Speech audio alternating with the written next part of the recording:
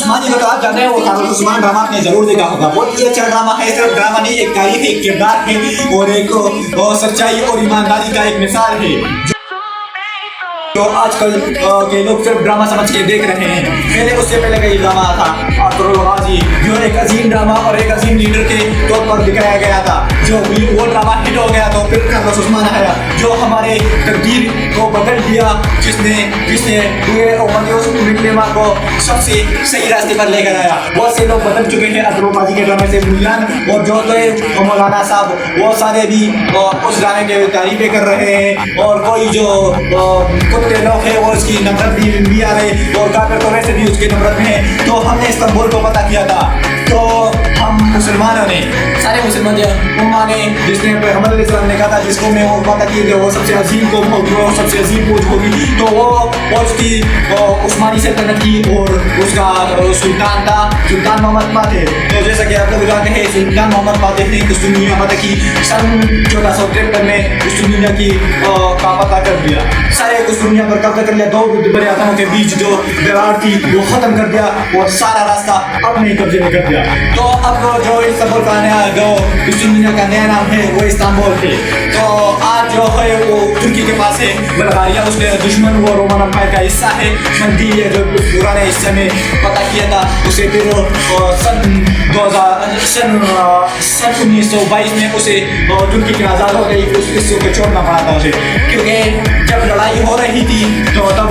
तुर्की ने भी आज़ादी चाहिए। इकबाल तुर्की का एक सरबराह था जिसने कहा कि हम तुर्की को अलग तरीके से बनाएंगे, तो उसने तुर्की की ज़बान भी बदली, तुर्की को तकसीम किया, सुल्तान हमीद को भगाया और फिर उसे यूरोप भेज दिया, सुल्तान अब्दुल हमीद को दूसरे ममालिक में भगाया, और फिर उसने इस मुल्क का वो हालत किया गया था कि बहुत बुरा हालत किया, पर फिर भी लोग उसके सपोर्ट में हैं। कई लोगों के लिए तुर्की के कई लोगों के लिए वो अच्छा आदमी है और कई लोगों के लिए बुरा आदमी है, क्योंकि उसने किया जाता कि सारे मस्जिद जो थे बहुत से मस्जिदों को ख़त्म कर दिया, और एक जो सबसे बड़ी मस्जिद थी तुर्की में उसे म्यूजियम बना दिया उसने,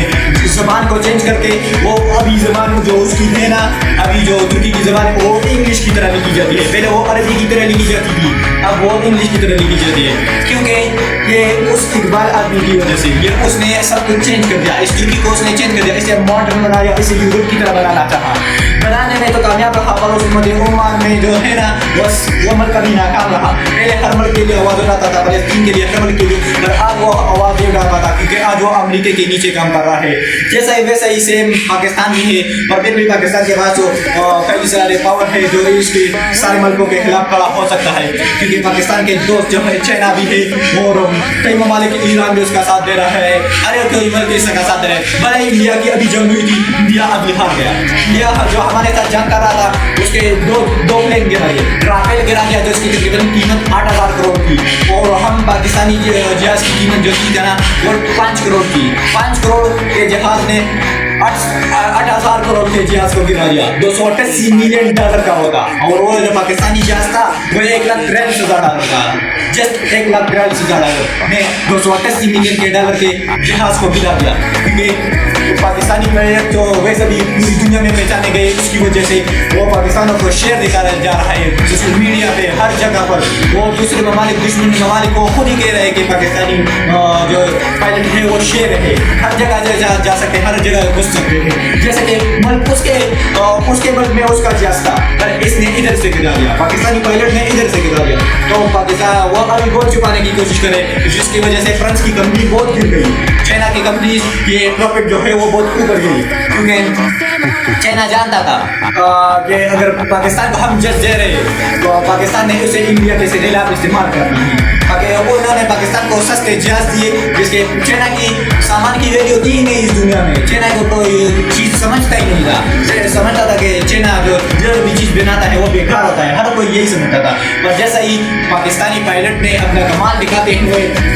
इंडिया के जहाज राफेल को गिरा दिया, जो 288 मिलियन का, जो हर बात पे कह देते कि हम राफेल है, हमारे पास राफेल है, हमारा राफेल आएगा, हर वीडियो में जब ये देखता तब मेरा दिमाग खराब होता था। तो तब हुआ कुछ ये कि राफेल को गिरा दिया, तो अब वो सारे जो है मायूस हो चुके हैं, और